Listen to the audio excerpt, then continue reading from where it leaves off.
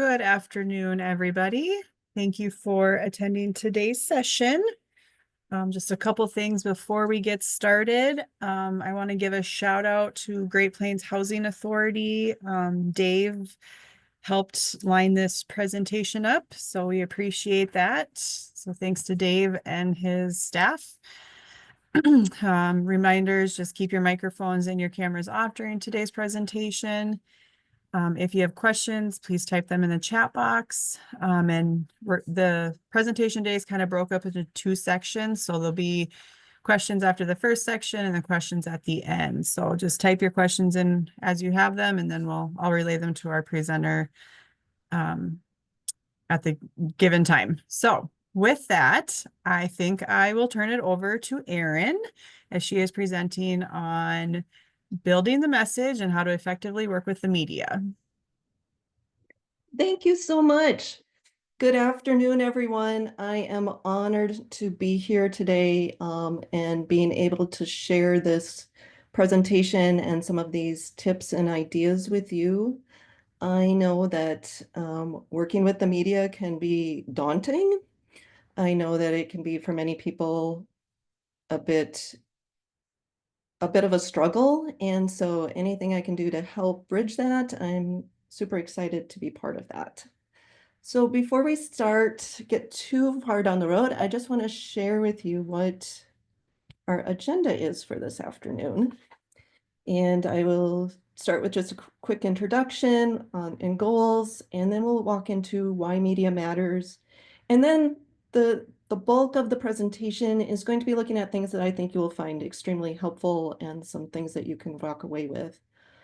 But just to give you a sense of where we are going over the next hour. And we will stop for questions after making a story newsworthy after that section. And so don't feel like you need to hold on to your questions, okay? There will be plenty of opportunities. So first of all, I want to tell you a bit about myself because that will give you a sense of my perspective and why perhaps I frame this presentation the way I am. My name is Erin Hemme Frosley. I am currently a journalism instructor at Concordia College. I also teach first year writing. Prior to that, I was a journalist for almost 15 years at both weekly and daily newspapers. Most of my newspaper career was at the Forum in Fargo Moorhead, where I covered a variety of beats, including social services, religion, healthcare, and education. After my career there, I stepped into a marketing communications role. And so I have also been on the end of pitching stories, doing our own in-house marketing and those types of things. And so I did that for about 8 years. And after that, I started my own consulting business focused on writing, editing, and also some training opportunities. And then that led into my academic career. So I've worn a lot of hats. At Concordia as an instructor, I also work with our student newspaper. So I am constantly working with young journalists as they are trying to figure out this world and how to best tell the stories that matter to our community on campus.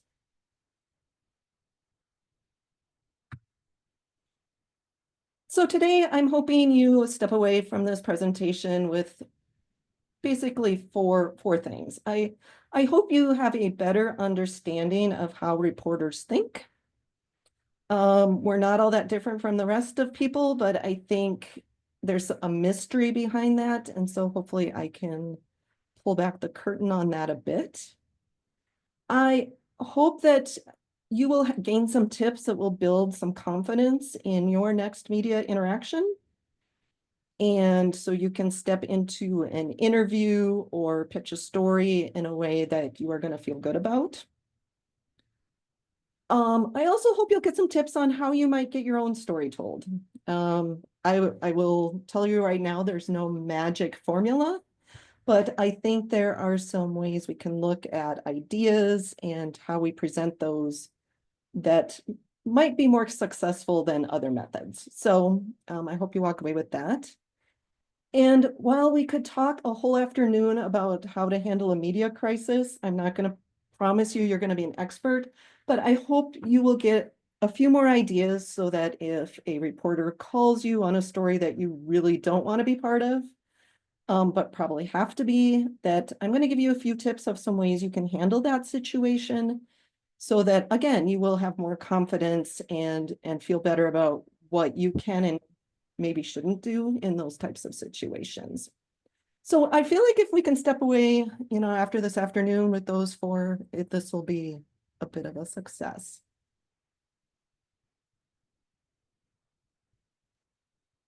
So moving on, I think it's important for us just to start as a base of why does media matter? It's 2025. We all know that the journalism world, newspapers are becoming less important to communities. And we hear this in the actual national headlines. We hear that newsrooms are laying off journalists. But I think you wouldn't be here if you didn't think working with the media matters. And so I'm just going to give you a couple of reasons. I'm sure some of these will not be super surprising to any of you. But one, I believe that media is still a place that shapes our public perception of issues. Our newspapers, our broadcast stations, our radio shows, even our social media to some extent, is a place where the general community goes for information. It's where they go to find out what their neighbors think about issues. It's a place where they go for context. And I think that is something that when journalism is done well, that is a place that it is very extremely powerful. We also know that news stories can influence policy and funding. There's been much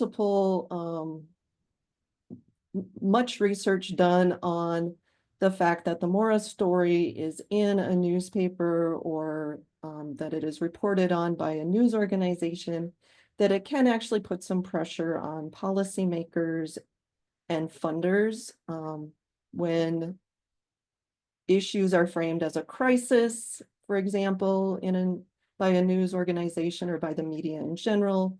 Those tend to be issues that get a lot of attention. In 2025, we're also finding this also works whether it's truthful information or misinformation. We won't get into a lot of that today, but it's really this idea that whatever the headlines are and whatever the focus of the news of the day is, those are issues that tend to get attention from our officials as well. The media matters too because it builds credibility and trust. For those of you who have had successful interactions with media, it raises your expertise. It immediately makes you a trustworthy and credible source on an issue. And I think becoming an expert, you all are experts in your own fields. I believe entirely. When a reporter interviews you and asks for your thoughts on an issue or on a certain campaign or something like that, that is really an opportunity for you to raise your own profile and to really show off what it is you know and do every single day. And finally, the media, it really is a chance to help you tell your side of the story. And we'll talk here in a bit about how journalism typically works, but media really is a chance for you to tell the story that you think matters and your side of things, whether that is a story of conflict or whether that is just trying to build up your own organization and your own expertise. It's a place that gives you another outlet outside of your own media channels, for example, your website or your social media channels, because it reaches a different audience and gives you, again, more of that credibility and trust.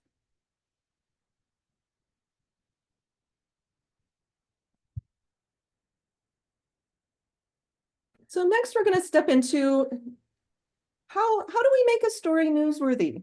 What makes a story newsworthy, and how do reporters and news organizations define that? Because I think understanding that might help you tell your story the best. And so I am going to start with, we're going to do a poll here, and I think this will work. If you have a phone available to you or another device, go ahead and scan that QR code. And I would be curious about your answer to the question, what makes a story newsworthy? And you should be able to plug in a word.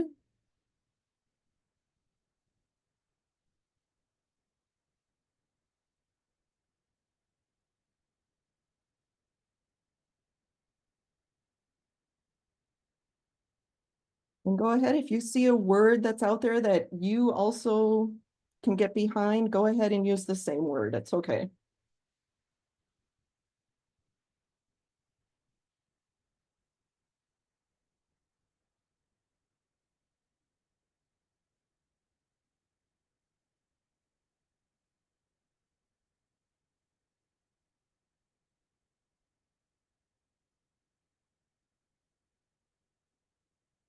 Oh, I love these answers.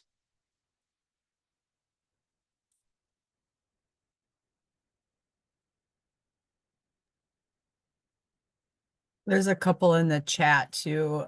Public interest, large community effect. Okay.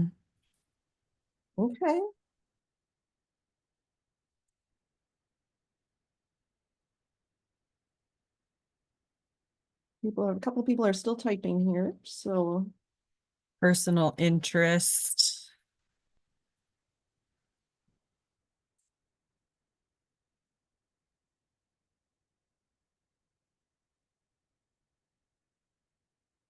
Oh, the will get people talking.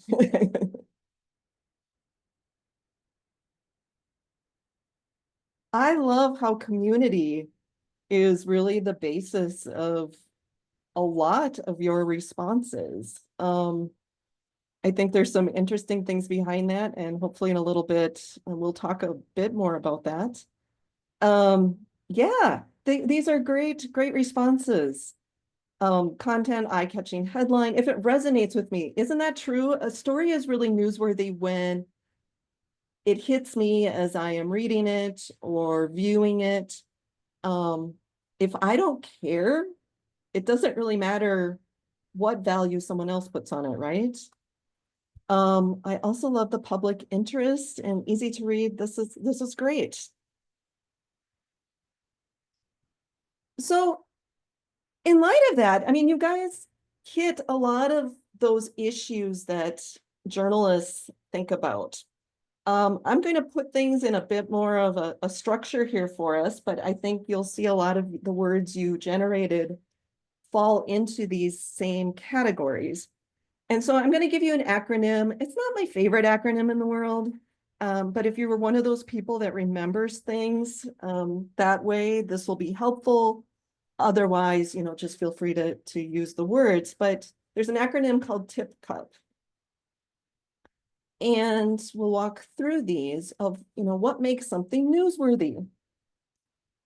And the first one is that it is timely. And this makes sense to me. Obviously, news is news because something is new, not because it's old. And so when we think about timely, a story is happening now, or it's happening very soon in the future. It is something that is extremely relevant at the moment.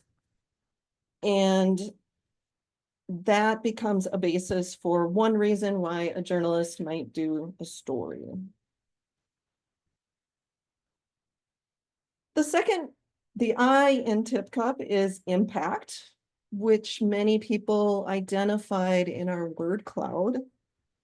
And I'm also going to say this really fits also that idea of community effect, the fact that it resonates with someone personally, because these are those stories that have an impact on readers and viewers. These are these stories that they are interested in. These are the stories that somebody can read or view, and they can say, hey, my life is better knowing this information or knowing these tips or knowing this story. My community is better because of this piece that was done. This is really a place where I think a lot of our government reporting, some of our public policy reporting, those types of stories fit really nicely in this category.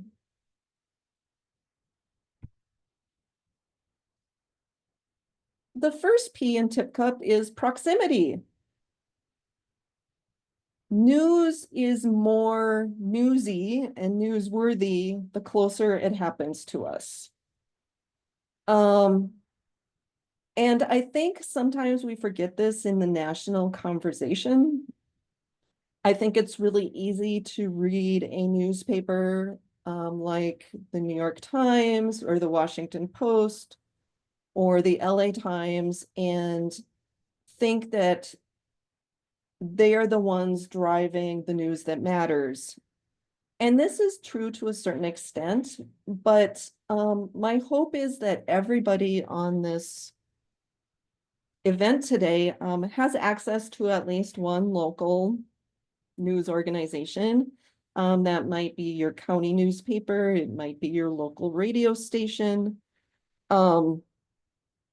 Because I think those stories that happen in our backyard, it kind of ties back to that impact. It is more likely to affect our community if it's happening down the street from us. If it's close by, it's more important. Some examples of this are, the Little League World Series takes place every year, but when a team from North Dakota enters that tournament, it becomes obviously more newsworthy to the people living here. And so I think that is something for us to think about. Conflict. We are all good Midwesterners. We're all good people who really don't like conflict. Actually, I don't know many people who do. But when I see the word cloud, I think they had hard-hitting stories. I might put conflict in this. And there is always something newsworthy about an argument or disagreement, or a story that has multiple sides and multiple perspectives. Now, this could be agencies or organizations arguing. It could be board members who have differing opinions on how to move forward or how to solve a problem. It also could be looked at as an individual who has a struggle against a life event or a tragic situation. And we see a lot of different stories that fit that category of, the person who has a health issue or is trying to raise money to solve a problem in the community. So I think when we think conflict, you can think broad and wide and make some use of that.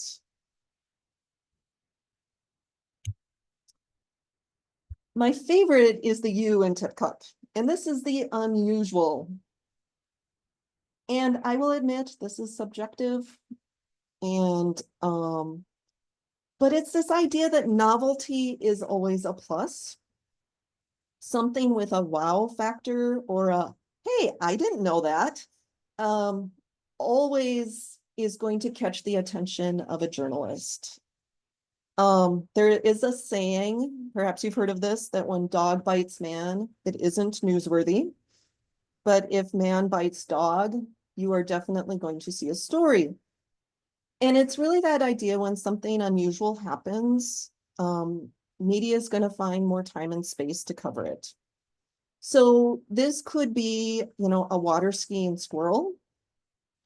It also could be a company or an organization that surpasses earning projections or falls short of their expectations. Anything that isn't expected or is just kind of weird or unusual or neat or wow, or other really great adjectives to describe this, fall into this category.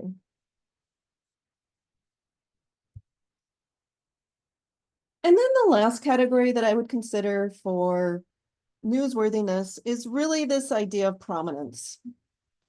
And this has to do with both the people involved, but it also can be with a company or an organization involved as well. This is why stories that involve elected officials, and also appointed officials tend to take up more of our media space than stories about our backyard neighbor who builds, a tree house for the neighborhood kids to play in. Although I would definitely do that story for fun. But that kind of explains that category. Now, ideally, if you are thinking about stories that you enjoy or that you found valuable or that you want to pitch to a media organization, if you can actually connect 2 or 3 of these, it's going to be an even stronger idea. Just being one of these tends to, it might catch the attention, but to really connect all 3 is something that I think is going to be super powerful.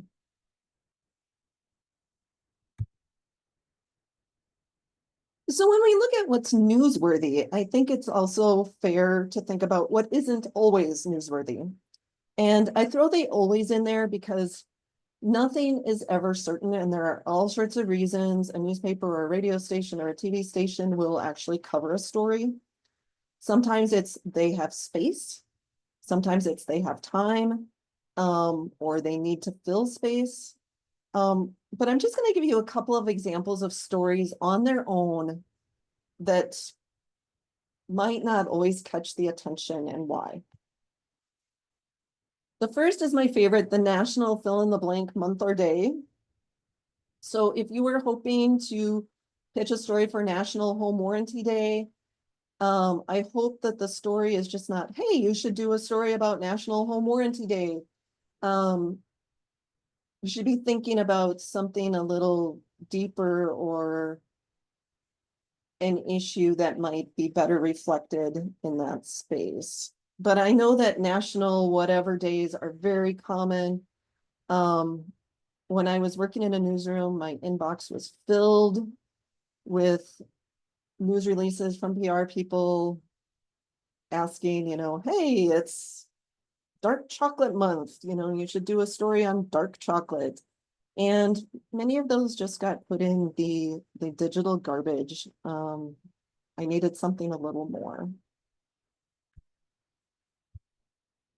Annual events are tough.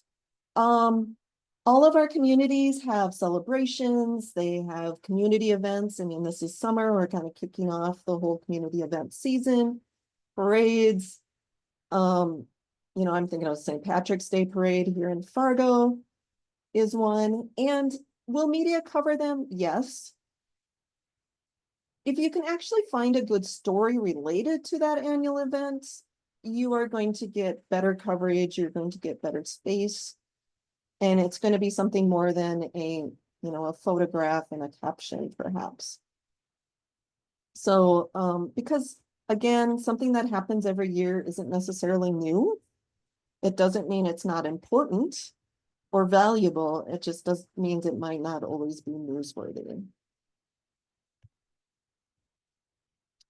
What else isn't newsworthy are things that go well.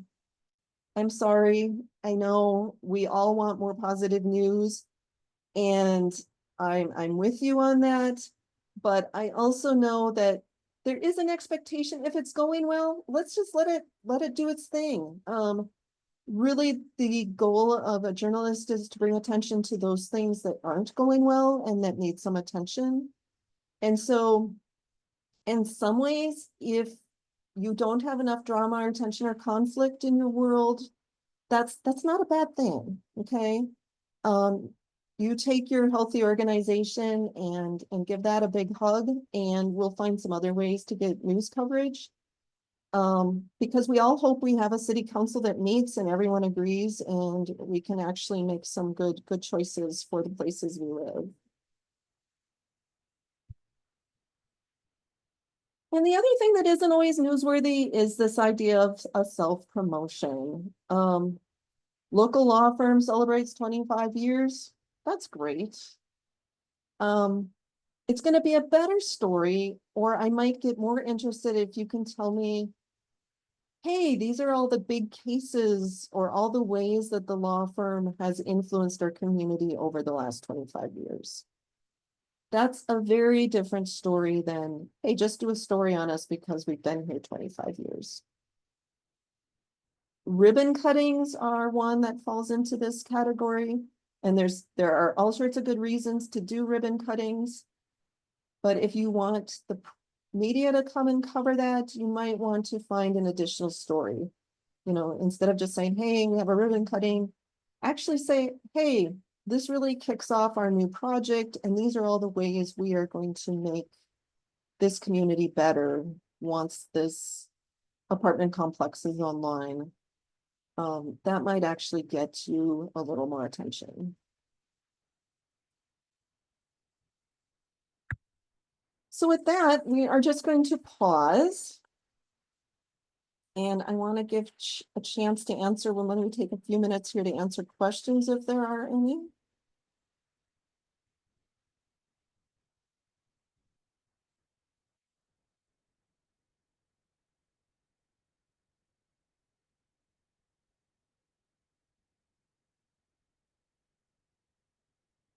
No questions? Well, it doesn't look like there's any Oh. questions. Sorry, Okay. I couldn't get off mute. That happens. Okay. Well, that's okay. I don't want to force questions. Or I'll give somebody 30 seconds if you want to jot one in there.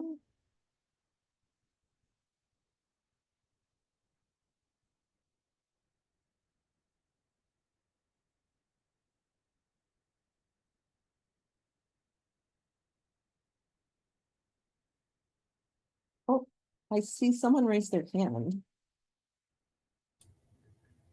I was just wondering, in your opinion, do you think it is better for people to bring news to you or for you to come upon the news? I'm going to chicken out on that answer and say both. And we'll get into this here in a minute on working with journalists. One of the things journalists love to do is discover things. We like to think we are Indiana Jones behind a computer screen sometimes. And there is something about, yeah, being able to discover a story that's extremely valuable. So in that idea, it is. That said, you can't guarantee that somebody's just going to stumble upon your story.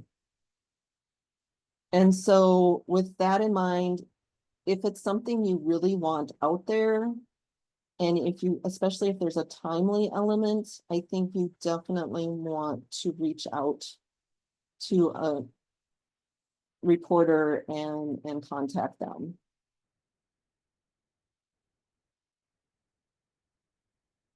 Great question. Okay. Well, we will keep going here, and hopefully, Kate, this next section might help you with some ideas too. Erin, we do have, oh, go ahead, Kyle. Okay. There are a couple more questions. Okay, great. Would a personal vignette add interest to a story like ribbon cutting, etc.? Yes, I mean, that's the short answer. That's absolutely the kind of thing you want to be looking for. I would like something more than a vignette, though. I would really be looking for like a full story about a person or about some history or about the future. But yes, vignettes will definitely make that an easier sell. And then how would someone promote a new housing development? Ooh. Can I hold on to that one? Because I think we might be moving into some ideas here, and I think that would be a great example that we can kind of dig into here in a few minutes. All right, I think that is it for now. Okay.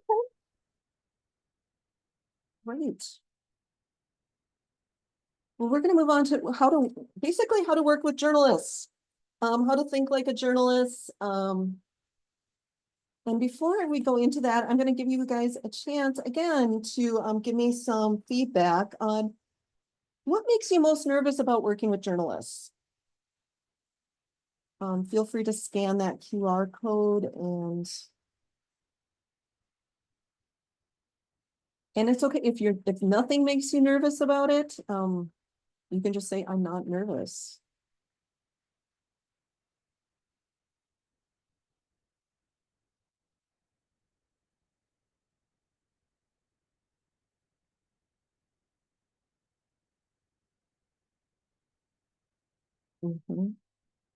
Absolutely.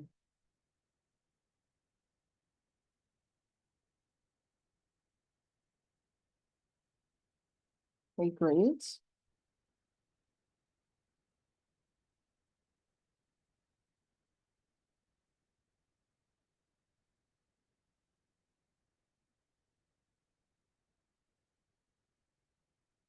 Yeah, I'm sure what to say, not knowing the answer. Absolutely.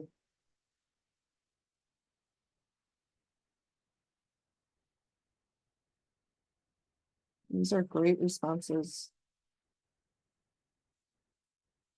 Oh, not being able to, yes. It is hard sometimes to describe it.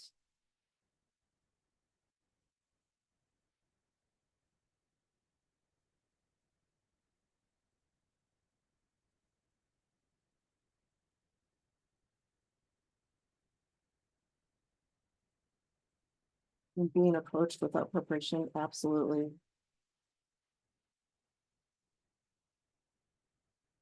Well, that's interesting. Okay. So yeah, like a transcription, I'm guessing is what this last one was. Yeah, absolutely. No, these are all great answers. And yes, being misrepresented or not knowing how to respond to a question I don't know or I wasn't expecting. These are all very human responses, right? Fear of retaliation taken out of context.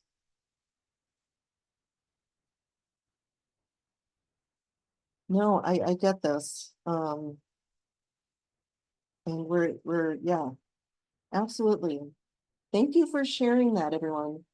Those are some, not that there are unlegit reasons for being nervous, but these are very common reasons to be nervous about working with journalists. And I'm just going to share, some of you might be familiar with this movie scene. If not, I will describe it to you afterwards. Well, I guess I'll tell you now. This is how most of us think journalism works.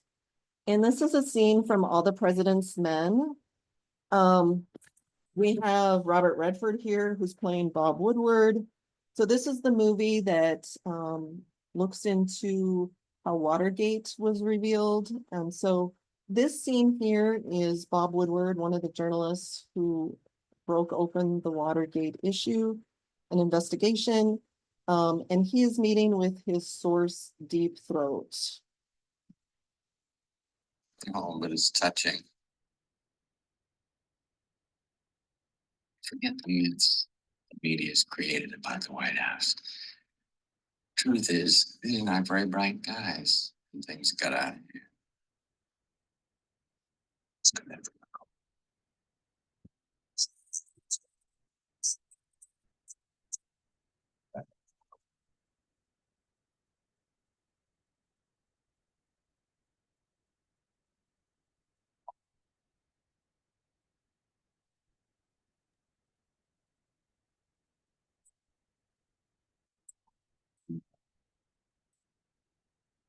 in the right direction if I can, but that's all.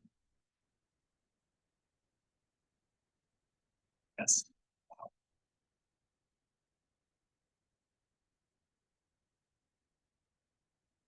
So there's kind of this mythology out there. And if we've watched popular media, whether it's All the President's Men or Spotlight or any number of journalism films, there's this belief that a lot of things happen in dark garages. There's a lot of raspy speakers who are giving you these little tidbits and being very secretive. And I'm here to tell you that is not the way most journalists work. And we'll take a look at this individual because I find in general, this is what journalism looks like on most days. So I've been getting lessons from the semi-pros, right? This morning on the proper way to sled down a hill that's more muddy than snowy. They say, no matter what, just have fun. Use your head.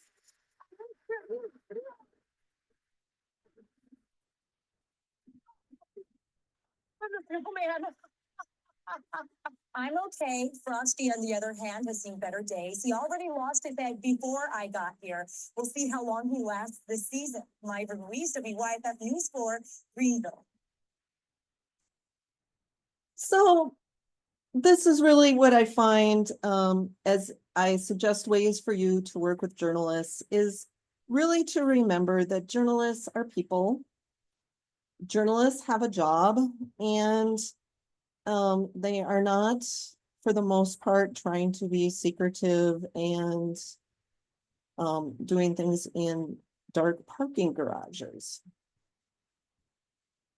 Oops. So if we can get beyond this here. So I think So some things to know about reporters. Obviously, every reporter is different, and you all are probably familiar with someone you've worked with or someone in your community. But I think there are some generalities we can make. In general, they're very independent. There is something about journalists, and back to, I think, was one of the, Kate, was your question. Journalists are independent. They love to find things. They love to dig into things. They don't necessarily, in general, don't like people to tell them what to do. That is both a gift and sometimes not. Also, they're very curious. The best journalists I know are ones that just love learning and they love asking questions and getting to really know what's happening. I also find they are tend to be very civic oriented. They are reporting for their communities. And when I say that, they're not necessarily there to represent all of the organizations and agencies of that community, but rather to serve the public of that community. And I think that is something to keep in mind. They're almost always working on a deadline, probably yesterday's deadline in many cases, which is why it often may feel rushed or like they need to talk to you now, because that is just part of that infrastructure. And the other thing to recognize is they're also not universally liked and trusted. This is something that I'm guessing some of you can also connect with, is that our trust in institutions, our trust in experts has changed in recent years and is constantly evolving. And I think we are finding in some of the latest surveys, like 50% of the public doesn't trust what they see in a newspaper or what they see or when they talk to a journalist or hear from them. And so I only share this to have a little empathy for their side as well. But there are some things they're dealing with too. And so before you even go about trying to share your story or get them to report on a story, I think it's important to try to build a relationship with a journalist. And by relationship, I don't mean best friends. You guys don't need to go out for dinner or anything like that. But I think learning how to treat somebody as a human being goes a long way. And so some specific ways you can work with journalists and help them do their job even better. One is to respond quickly and respectfully. So if a reporter reaches out to you, by email or by phone, to actually respond to them quickly. We'll talk about this here in a little bit. That doesn't mean you need to answer their questions right away. But when I reach out to sources, if I don't hear from them within 24 hours, I start to wonder if I'm going to hear from them. And then I start to harass them and find ways. Whereas if somebody says, "Hi, Erin, got your message. I'm tied up this afternoon. Can we talk later?" At least I know they got my message. And that timeline may or may not work for me, but it does build some respect.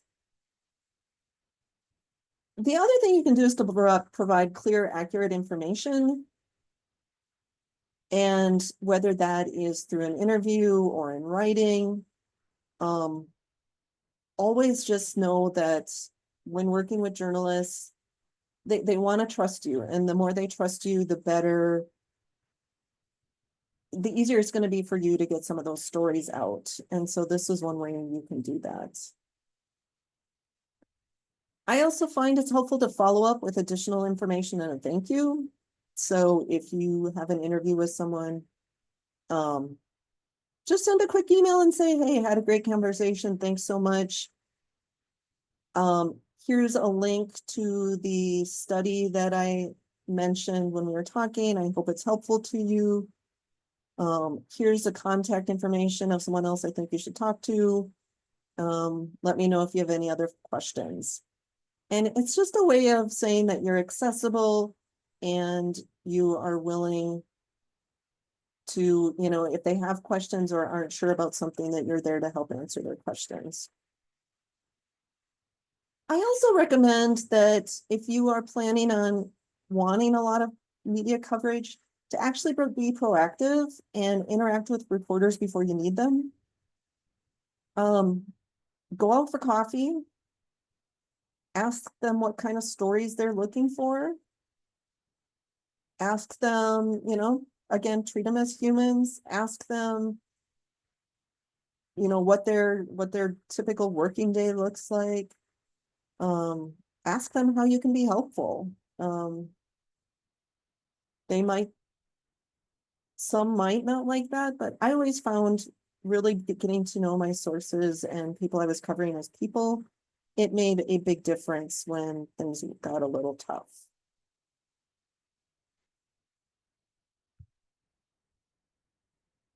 So once you have that relationship going, I think it's an opportunity for you to start thinking about, how do you craft your message? How do you get your story told?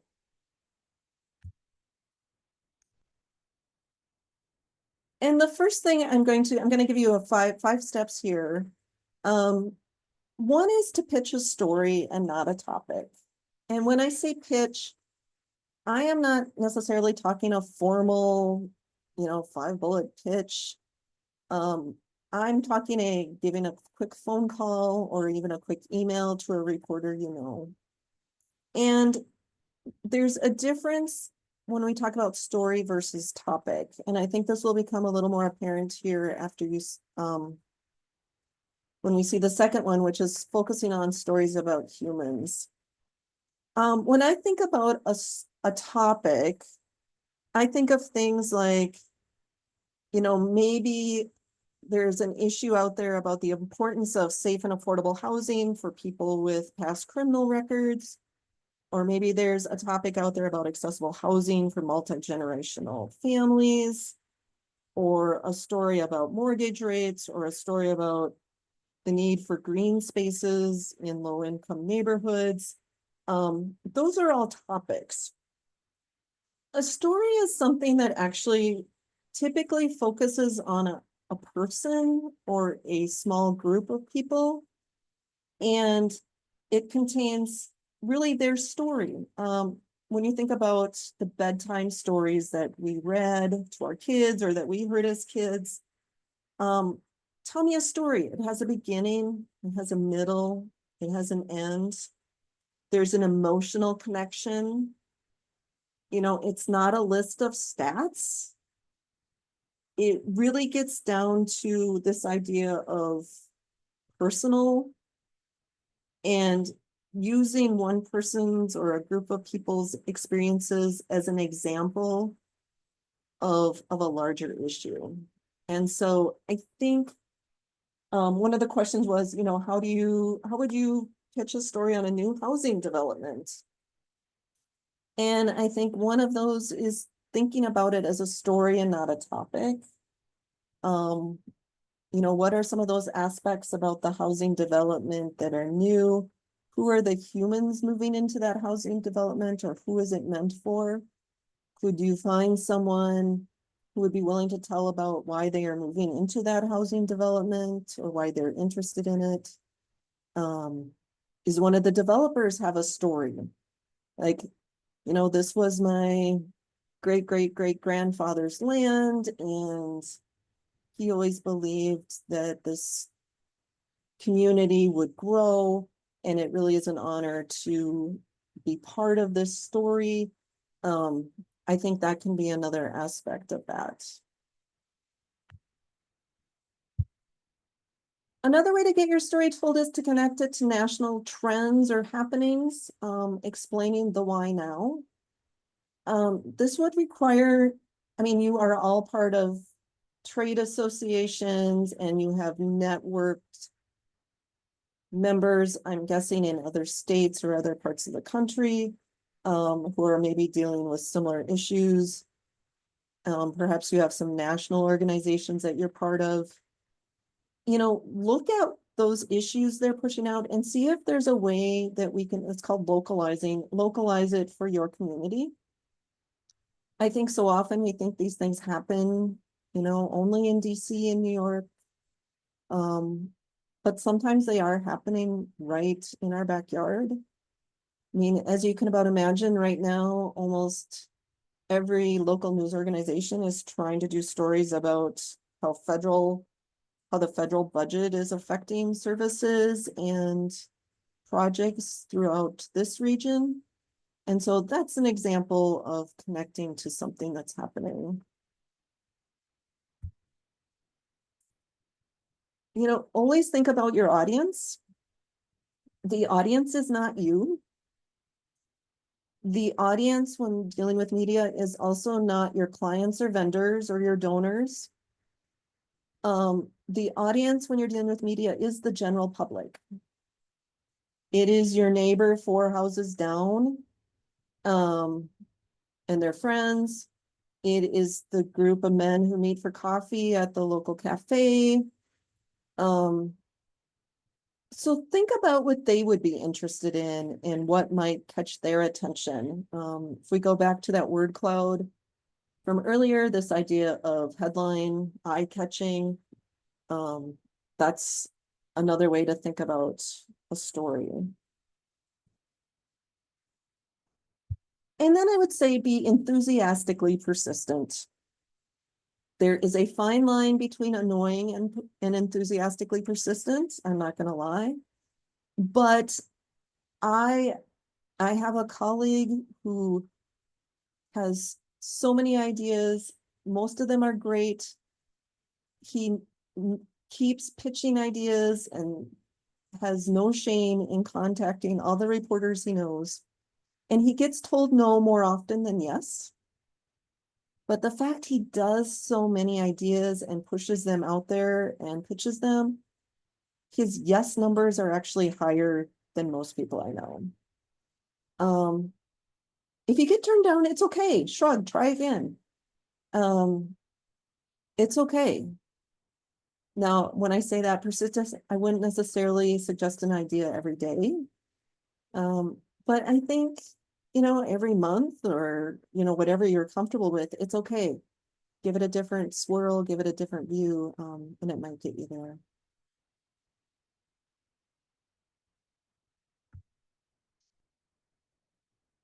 So I pulled some examples of just some stories that might represent some of what I just talked about. And all of these have in common, they are very human focused and they are focused on one person.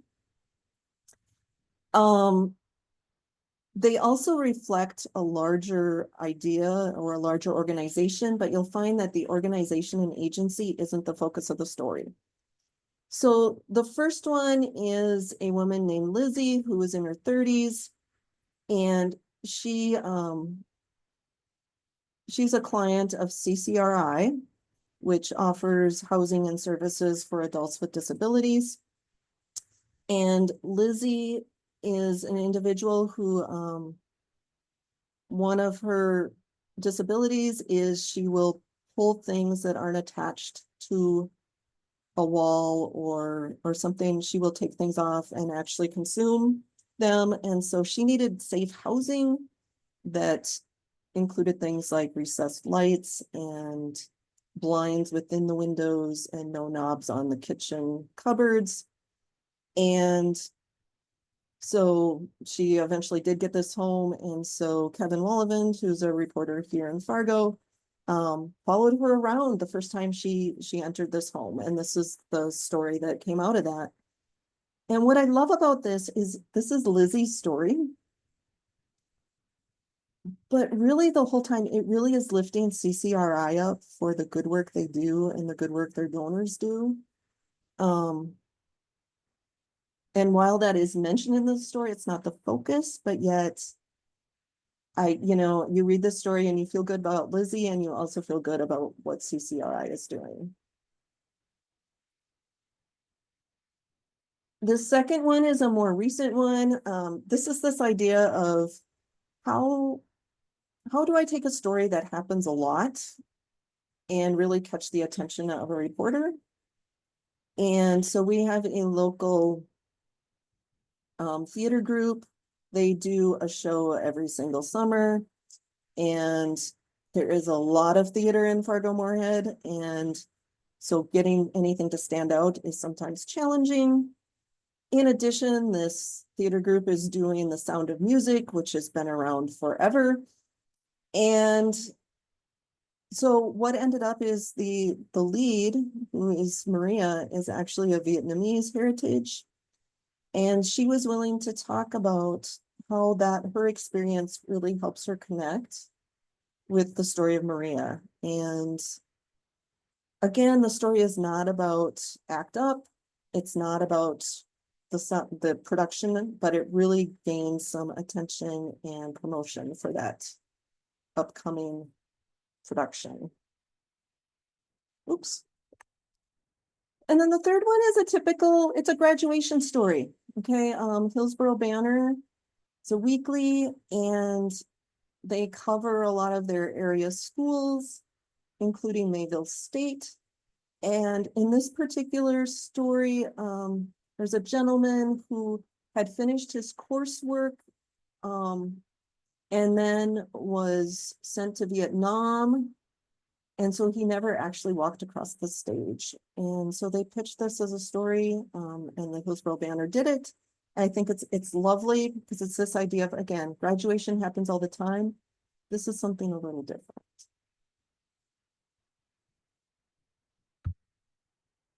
So you've caught the journalist's attention. Now what? Pick a date and time for your interview. I am going to tell you that you do have some control over this. We'll talk here in a minute of what happens when you don't have a lot of control of that, but for the most part, if you are pitching the story, you get to pick the time and date. So pick a time that is comfortable for you. And pick a place for the interview. I think it often, offices are very common places, but if you are talking about a housing development, why not meet the reporter at the housing development? You can walk around. That might be more comfortable for you than sitting behind a desk. It might prompt some additional stories or questions that don't happen outside of that scene. So I am always a big proponent of doing as much interviewing in the space that you're trying to promote as you can. Doesn't always happen, but I think it's a good practice. Before you sit down with a reporter, just take 10 minutes and identify 3 key messages you want to share. No more. Stories are short. They're usually, 600 to 800 words is not uncommon. So don't get too wide in what you're trying to promote. But write down those 3 messages, and it can be bullet points. It doesn't need to be full on sentences, but to have those in your pocket or just in front of you to remind you anytime things start to go off to the side, or you're wondering what to say, you can always come back to those. Whether you are working with newspapers or broadcast reporters, keep your comments and explanations brief. Use simple words. Don't feel like you need to sound scholarly. That's not what they're looking for. And in fact, if your sentences are too long, that I think becomes an opportunity for misquoting, or they will cut it to better fit their broadcast schedule. And if you are not a person that has a lot of practice with that, it might be the kind of thing you just want to talk for a little bit into your voice memo or in your phone and play it back for yourself. I know none of us want to hear ourselves talk, but you can learn a lot about whether you are a rambler or whether you are able to keep your sentences pretty succinct.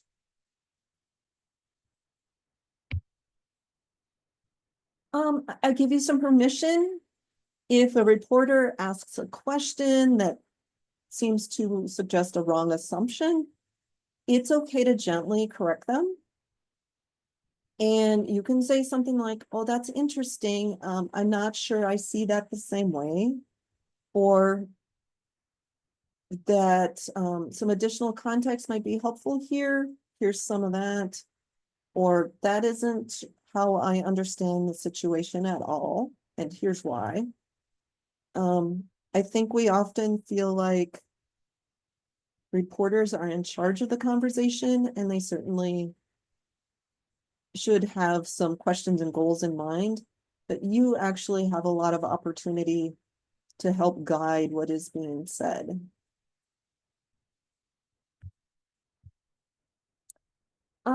Next tip is be truthful. Don't ever give false or misleading information. If you accidentally do, please contact that reporter immediately as soon as you find out and say, I'm sorry, I completely got that stat wrong. Here's the correct information. I'd appreciate it if you would make sure the correct information gets in the story. We're all human, we all make mistakes, but don't ever intentionally let that false information stand. Another thing I see people do is they try to go off the record. And it's because, again, this is something the mythology of journalism has brought to us. And off the record has a very specific meaning for journalists, and I'm not necessarily going to go into that now, but I would say anytime you are around a reporter, assume that anything and everything you say could appear in print or on the air. And I don't say that to scare you, but I say that to protect you. So often I've heard about people who thought an interview was over, and then we're like, oh, by the way, you should go check in, something I really don't want out there in print, but hey, I think you might want to know this. And then it shows up in the paper the next day. I would just say, if it's not something you want to see out there, just keep it to yourself.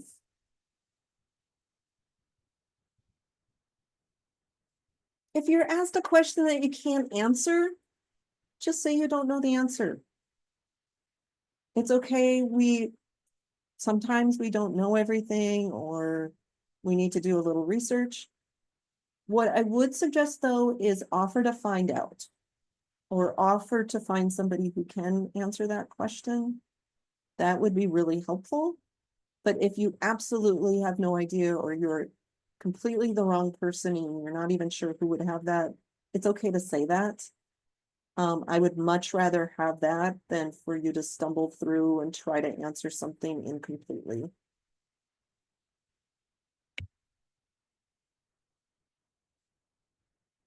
Also, when a reporter asks a question, give them a short, give them a decent answer and then stop talking. I'll be honest, I use silence as a tool to get people to keep talking. And it can be very uncomfortable. Two people just kind of staring at each other. But if you've answered the question and you feel good about that answer, don't fill the space.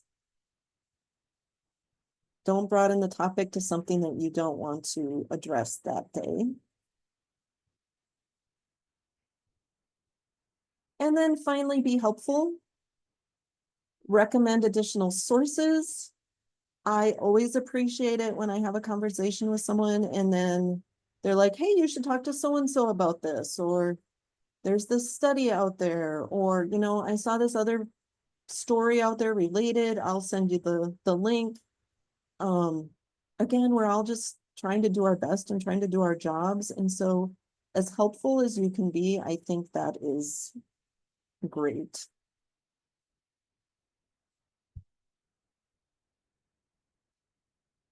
The other thing to remember, and this goes back to, I think Kate's question earlier, you can tell your own story.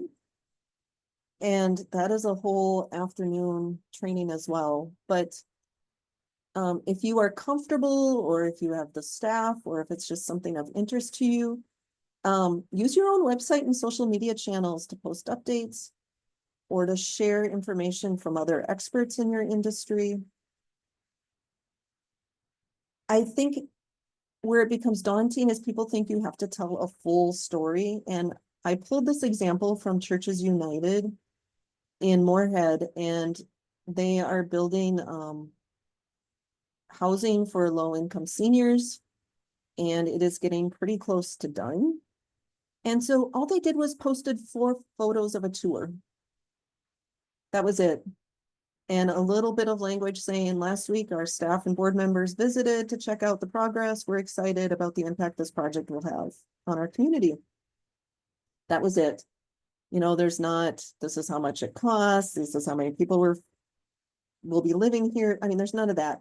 And the photos they're nothing fancy. It's a group photo, picture of someone talking. I mean, this is something that is not that challenging to do.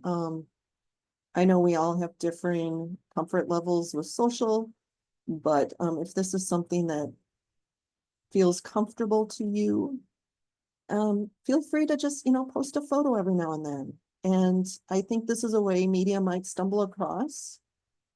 They might see some trends that you don't see and might be able to see some stories that you might miss.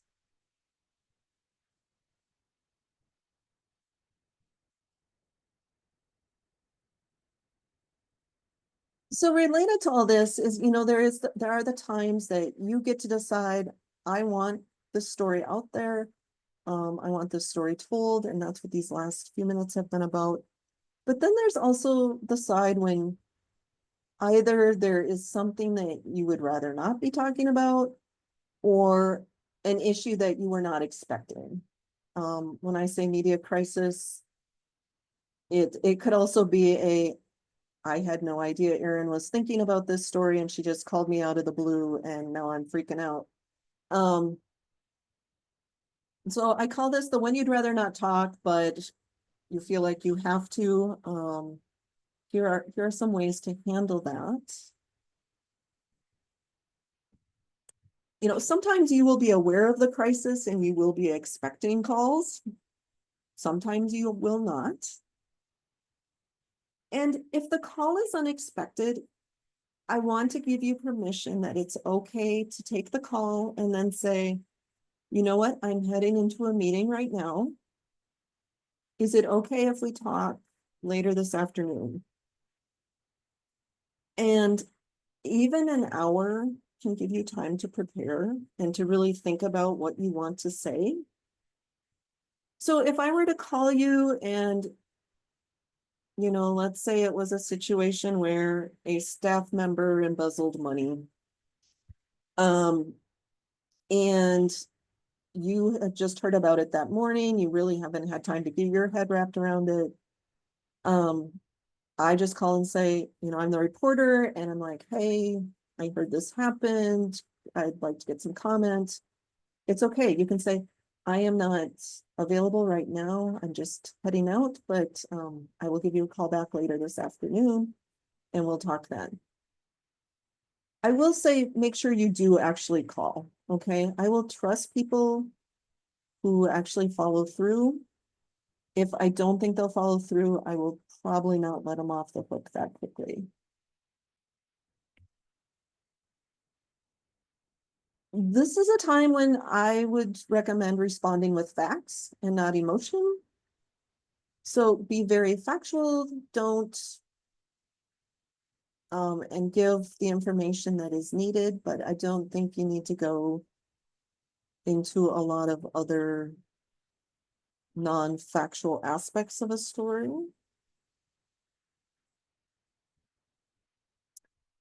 Be transparent, even when it's tough, and share as much as you can legally and ethically. If reporters are going to find out things, and if they don't feel like they get enough from you, they will go elsewhere to get that information.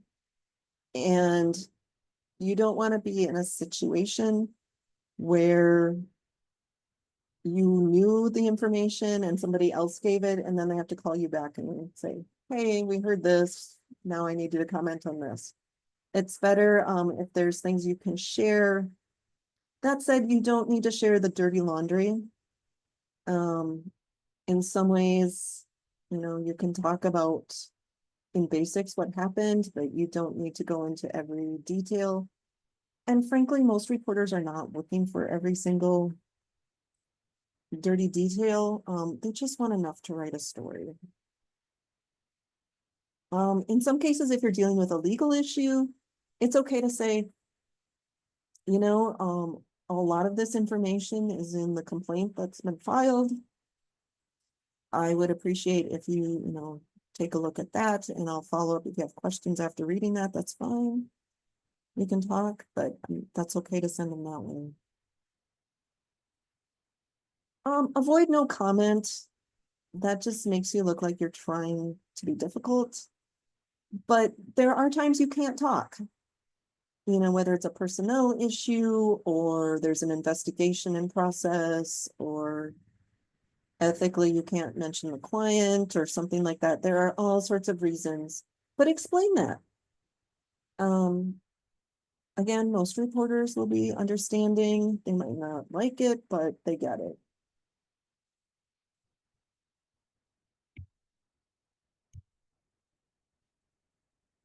I'd encourage you to stay as positive as you can. Even in a difficult situation, keeping, you know, another way to think about this is to take responsibility. If it's yours to assume, don't point fingers at someone else. Don't get whiny. Focus on future steps and solutions. And that's a real good way to stay positive, is really to think about, you know, yep, something happened and we are not happy about that. The money got embezzled. We are focusing on our internal operations so that this doesn't happen again. We'll be taking the next 2 months to really look at the processes we have in place. We know the community trusts us and we want to maintain that trust. Those kinds of words will go a long way.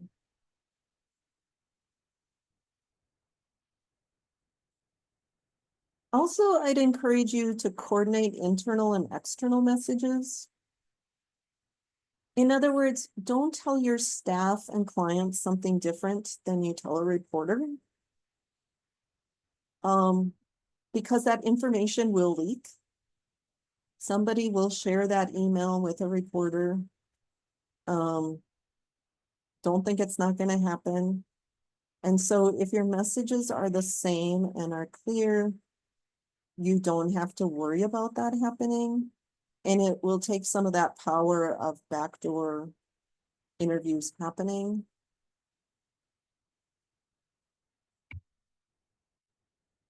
And finally, I'm going to use, there's a phrase called bridging phrases to help guide the conversation. And we'll give you a look here at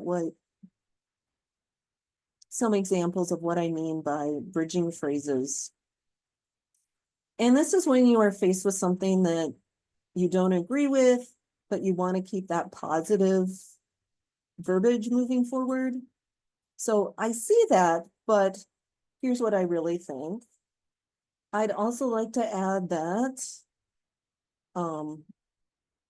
I understand why people might think that.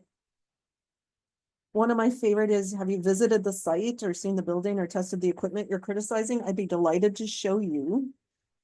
Because showing is so powerful, right? Or I'm sorry, I don't have all the details. I will come back to you on that. So it's just ways of answering the question, but then changing and switching things back to what you want to actually focus on. So I know I just threw a lot at all of you. And I have one more multiple choice question here. Oops. We're going to practice a phone call. So a reporter calls and asks, why are so many families still on the waiting list for housing in your community? And there are 3 responses. And I'm curious, which of these 3 do you think is the best response based off of what we just discussed?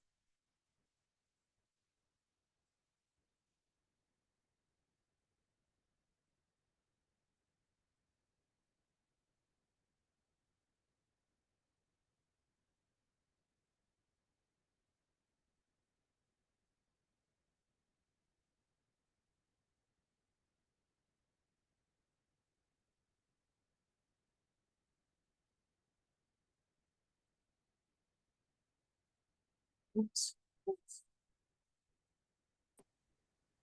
Give you a couple more seconds here.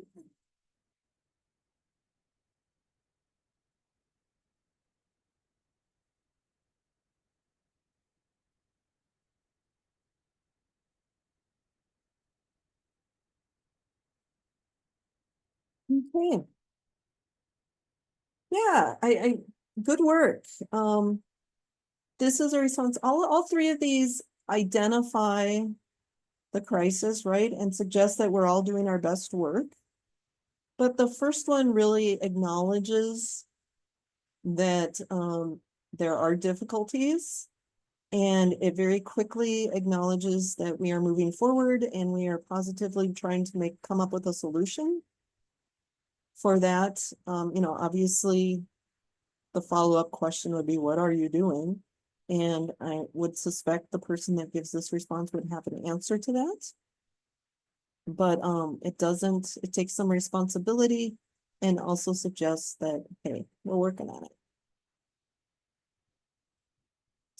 So with that, I am open to questions. I know we've got a few more minutes here, so I'm happy to.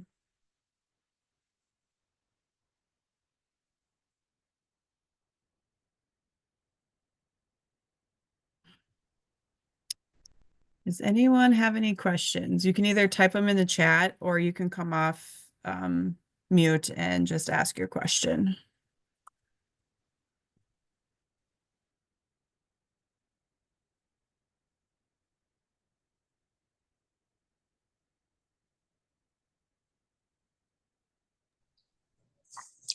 Can you go over some more examples on no comment? When that is possibly the only answer you may have with some situations? I'll see if I can answer this correctly. The problem with just no comment is it ends the conversation, right? And so I think it's not that I'm expecting you to answer the question, it's that I really would like a reason why you are not answering the question, because that can provide some empathy. So, for example, you know, back to the employee who embezzled money, you know, tell us, you know, what they were like working with. And you can say something like, you know, I'm sorry, this is a personnel issue. This is not something we are able to comment on at this time. We really want to respect this individual's privacy and their ability to work through. As you know, this is a situation that's under investigation right now, and we want to be fair to that process. Okay. And so sometimes it's more about that explanation as to why no comment. If you just stop at no comment, I'm thinking you're hiding something. And I will keep digging. I will ask other people. I will get more pointed in my questions to you. But I think sometimes that explanation why you can't or won't answer that question, because we all know, we all face legal reasons and ethical reasons. And I think that is something that most reporters will respect. Does that answer your question, David? Yes, that helps a lot. I think it's unfortunately the fallback a lot of people use. It's just no comment rather than bringing that other just quick answer that will elaborate more. Yeah. I think it's just so important to explain why you can't answer that question. I mean, I've worked with education professionals, and you know, FERPA is, you know, students have rights and privacy rights, and so a lot of things can't be shared, and I may find that frustrating, but I understand it. And so there are all sorts of reasons we don't answer questions. And sometimes the answer is, I don't know. And that's also a very different response than no comment.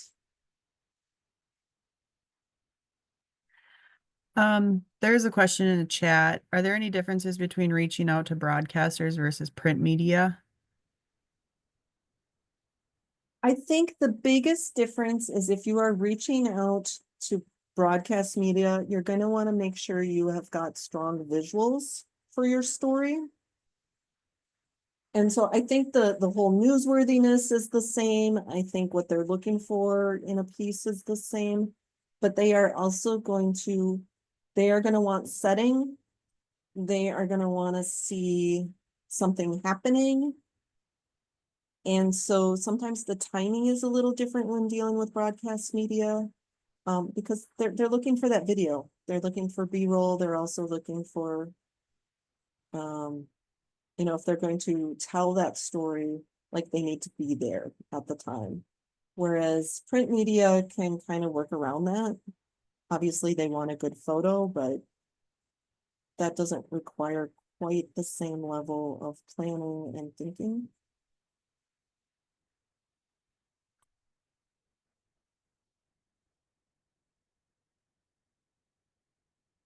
Good questions.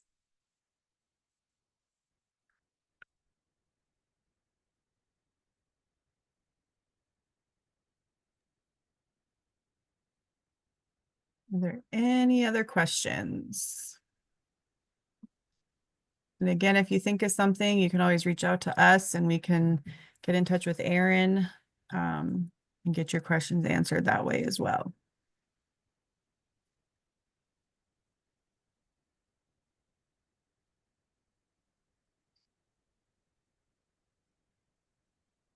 Well, I don't think there are any more questions. Just want to thank you again, Erin, for taking time out and presenting to our group. And thanks again to Dave with the Great Plains Housing Authority and getting this training set up with us. Just another reminder, we have 2 more sessions for this go around. Next week, we have, I believe it's called Calming the Stress Response. And then on the 24th, we have evictions. And then that will wrap up our summer session for landlord service provider trainings. Again, just be on the lookout for the survey that Stacy will send out here. Just any type of feedback, any comments, possible topics for the future. We're always open for those ideas. So want to thank again everybody for attending today's session and hope you have a good rest of the week.